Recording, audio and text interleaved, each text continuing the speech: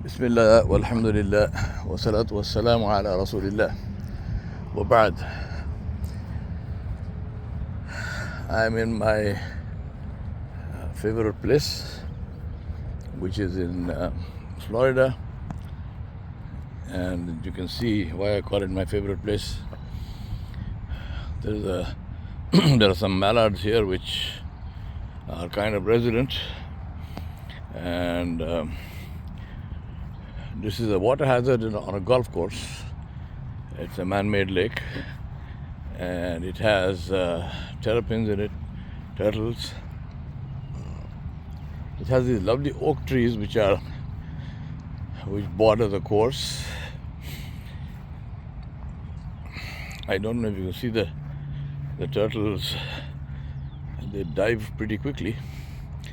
And then there is this family of mallards. Very beautiful scene. Some friend of mine asked me to talk about marriage, because this year my wife and I will be married, at least according to me, happily, for now 40 years. Alhamdulillah. I got married in 1985 on the 21st of March. So we've been married 40 years. And so this friend of mine said, she said to me, you talk about your parents in the different podcasts, and you talk about parenting itself, coming from that background of your parents. You have said many times that your wife has been a great support for you, but you didn't say much or anything about marriage itself. So can you do that? That's what I'm planning to do today. Talk about marriage. But before I go into the topic of marriage, I must talk about ambition. Because ambition in terms of careers. Because in my view, and of course, I was going to say, I'm sure I will get pushback on this, but there's no need for pushback because this is my view, and you're most welcome to have your own. My view comes not from reading a book or some intellectual exercise, but from actual experience of 40 years of marriage and 70 years of life. And in my opinion, a marriage is a career. So if you say marriage and career, at least for most people, I would say that's an oxymoron, because a marriage is a career. And the secret of a successful marriage is if it's treated like a career. When you give it that importance, when you give it that prominence in your life, when it becomes the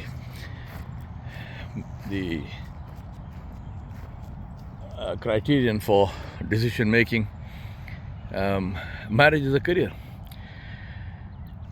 Marriages come usually with the actual biological reason for marriage, which is procreation of the species, meaning having children, and that makes it even more of a career. So I would say, if you are thinking of marriage or career, first get that thing right in your mind and say that, and remind yourself that marriage means career. Second very important thing is to therefore ask yourself, what is my ambition? One of my very good friends says, my ambition is to get married. It's okay, alhamdulillah. If that is your ambition, may you succeed. But if that is the ambition, that my ambition is to get married, then the chances are that that ambition is, I don't know what to say to that. I mean, I don't want to criticize somebody saying my ambition is to get married, but if that is the ambition, then obviously you are not going to achieve anything much other than hopefully the marriage. But since marriages require, at least materially, marriages are a resource sink in terms of non-material, meaning emotional,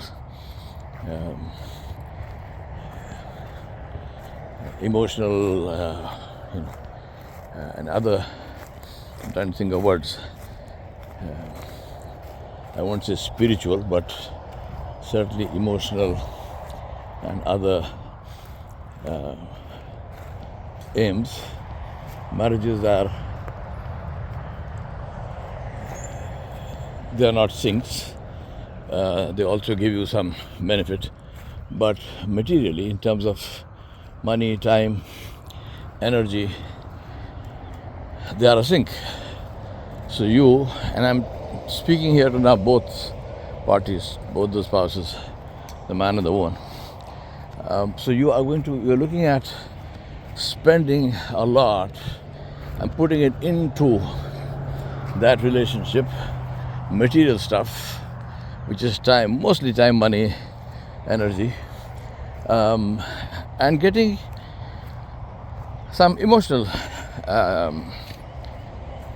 benefit out of it, if I can say that. You will be happy.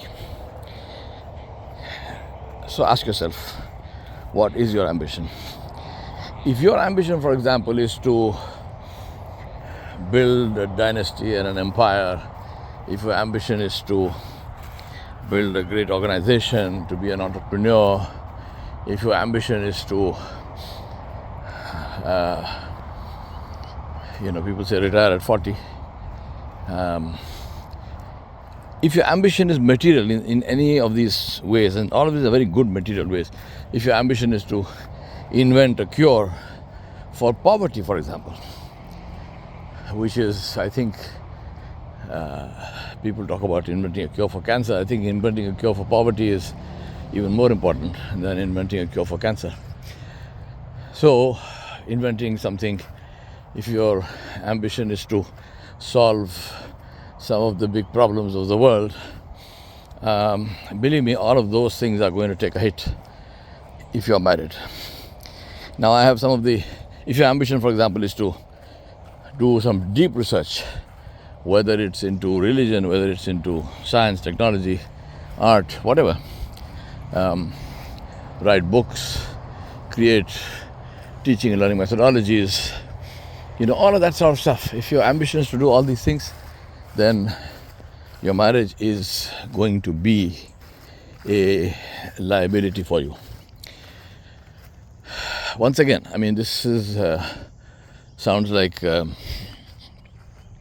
Tayyab Ali Pyar Ka Dushman Hai kind of thing, which is not what I intend to be. I don't think I am. But I think I'm trying to be as pragmatic as possible without being defensive, which I think I'm beginning to sound a bit defensive. So let me not get into that. So all of these things are going to take a hit, because for the simple reason that your ambition and your marriage both require the same things from you. They require your time, they require your energy, they require your emotional involvement, they require dedication, they require also resources. So you can't say I will give to both, because nobody has enough to give to both. One will get precedence over the other. One has to get precedence over the other. That's the reason why, for example, people like Jack Welch, for example, if you look at it, one of the greatest CEOs that ever existed, I think he had, in the wake of his tremendous and amazing career progress, were 3 broken marriages. You have, I can give you lots of examples of people like this who had career-wise amazing careers, but marriages, they don't seem to go together. You will also have people who are very happily married, lots of children, grandchildren, so on and so forth, but career-wise,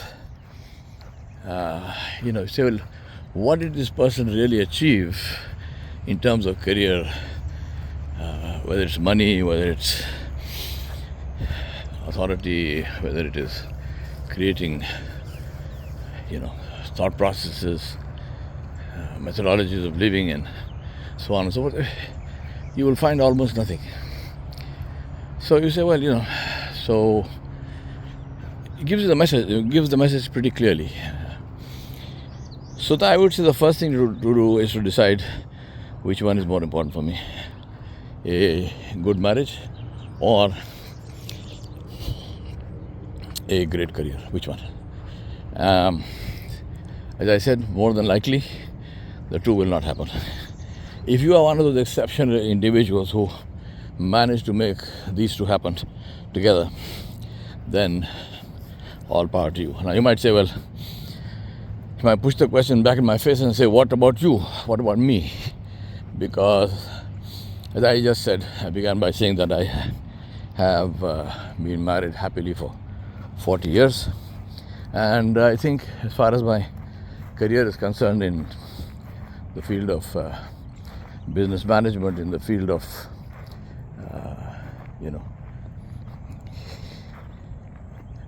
leadership development, I started off my career journey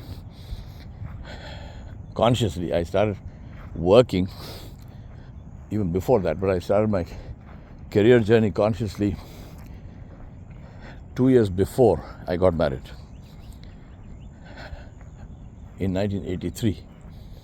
And I started off by saying to myself that, and actually writing it down, I wrote in large, big letters with a marker and stuck it on the wall of my study, and I said, I will be an internationally recognized leadership consultant and trainer. And I wrote that in 1983. I got married in 1985. So, and I started working actually in 1979, so it's 5 years before I wrote my aim in life. So I did all this. Now my point is, you might say, well, you did all of this and you're telling me that marriage and careers don't go together, and that marriage is a career, and if you choose to be married, then you are choosing not to have a career. How does it work? And I say to you that it doesn't work. In my case, the reason I was able to do that is all thanks to my wife. My wife was and is and continues to be the most undemanding person that you could possibly have hope for as a wife. She is the person who allowed me, literally, I'm saying this with the greatest humility and the greatest love that I can possibly bear for her. She allowed me to follow my dreams. She allowed me to give precedence to my career over the time that our marriage would have required. Now, the way she did that was because, and early enough, I think, without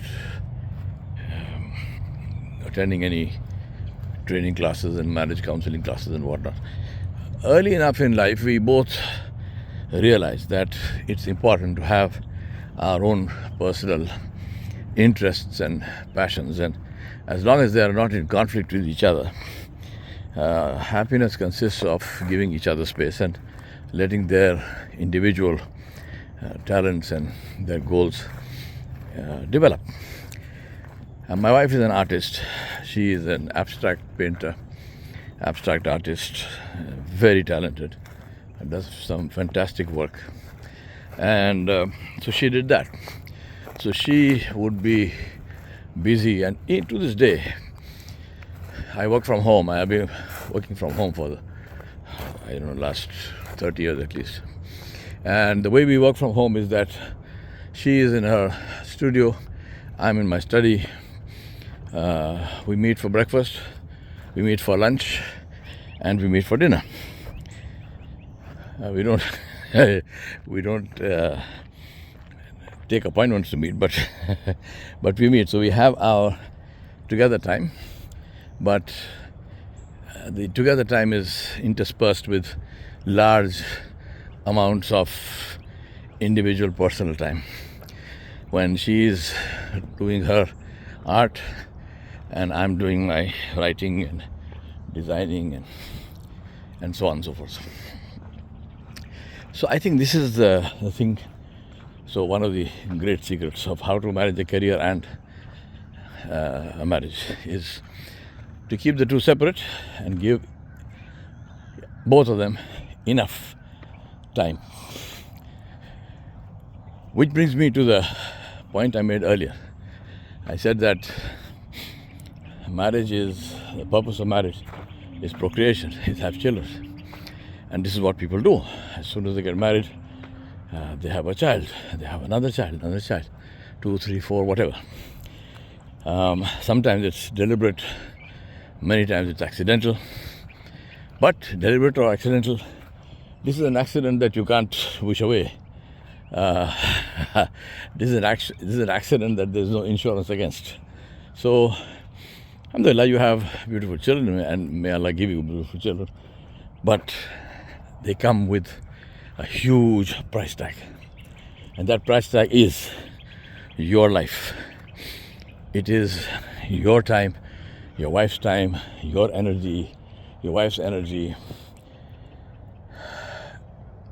and all of that. Hopes and dreams, yours and theirs. And many times, again, not always, but many times, far more than less,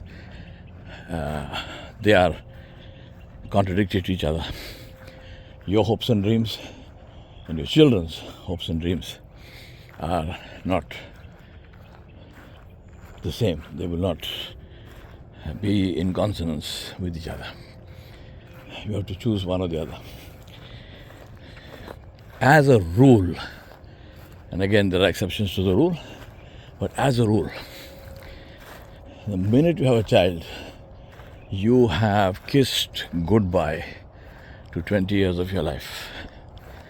Because the moment you have a child, you are saying to yourself, and you better say to yourself, that for the next 20 years, me and my dreams and my priorities and my this and my that will take a back seat, if not go into the trash can,